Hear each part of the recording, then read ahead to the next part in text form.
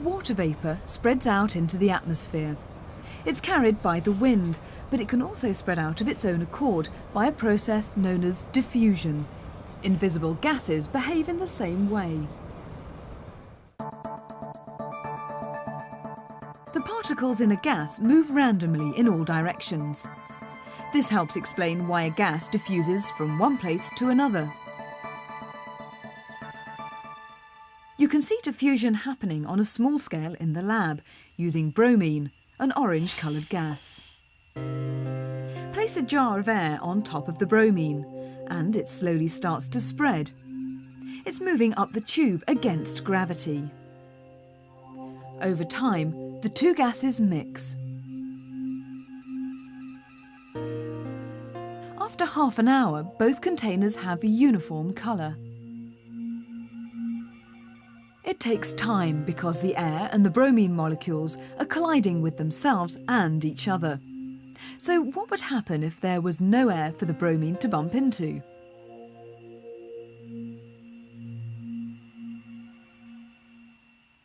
All the air has been removed from this apparatus, apart from the flask containing bromine, which is isolated by a tap. Open the tap and it spreads immediately. Watch again. In a vacuum, there's no air to collide with. The bromine diffuses much faster. See how slow the diffusion is when the flask is now full of air. It takes several minutes to get just this far. This simple setup can be used to compare the rate at which different gases diffuse into air. Nitrogen dioxide gas on the left is similar in colour to bromine on the right, but bromine molecules are much heavier.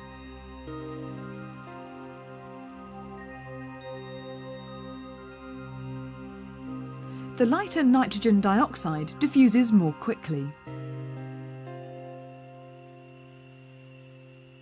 We can also compare the diffusion rates of other gases. Ammonia and hydrogen chloride gas are colourless, but when they meet, a white cloud of ammonium chloride forms.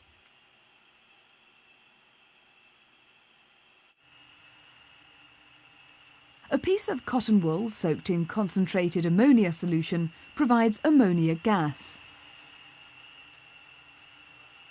Concentrated hydrochloric acid provides hydrogen chloride gas. Place the two pieces of cotton wool at opposite ends of a tube and the gases spread out. You can compare the speed at which they approach each other by looking out for a cloud of ammonium chloride. After less than a minute, a white ring begins to form, marking where the gases meet. The white solid is closer to the hydrogen chloride end of the tube, on the right. So which gas has travelled faster?